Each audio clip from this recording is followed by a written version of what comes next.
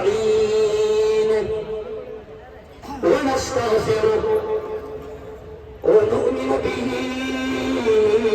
ونتوكل عليه ونعوذ بالله من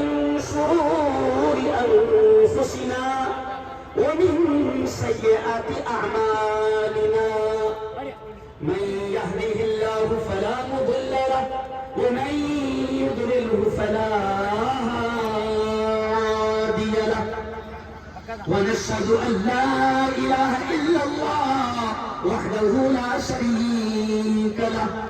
ونشهد أن سيدنا ومولانا محمدا عبده ورسوله إن الله وملائكته يصلون على النبي يا أيها الذين آمنوا صلوا عليه وسلموا تسليما اللهم صل على سيدنا وشفيعنا وحبيبنا ومولانا محمد وعلى آل سيدنا ومولانا محمد وبارك وسلم فقد قال الله أعوذ بالله من الشيطان الرجيم بسم الله الرحمن الرحيم يا أيها الناس اتقوا ربكم الذي خلقكم من نفس واحدة وخلق منها زوجها وبث منهما رجالا كثيرا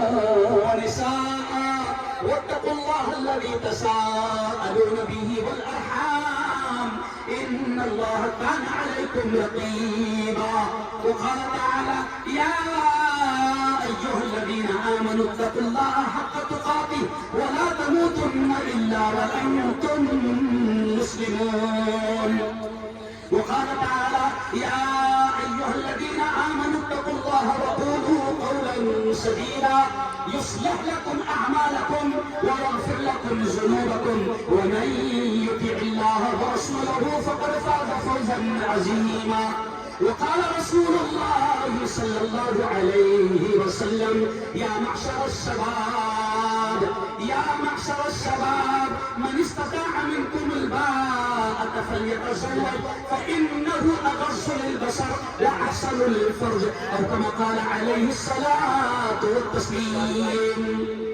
وقال رسول الله صلى الله عليه وسلم النكاح من سنتي وقال رسول الله صلى الله عليه وسلم النكاح من سنتي وقال فمن رغب عن سنتي فليس مني أو كما قال عليه الصلاة والتسليم मैं अल्लाह रब्बुल इज्जत का शुक्र अदा करता हूँ और जिम्मेदार होने के नाते अध्यक्ष होने के नाते मेरे जितने हिंदू भाई आए हैं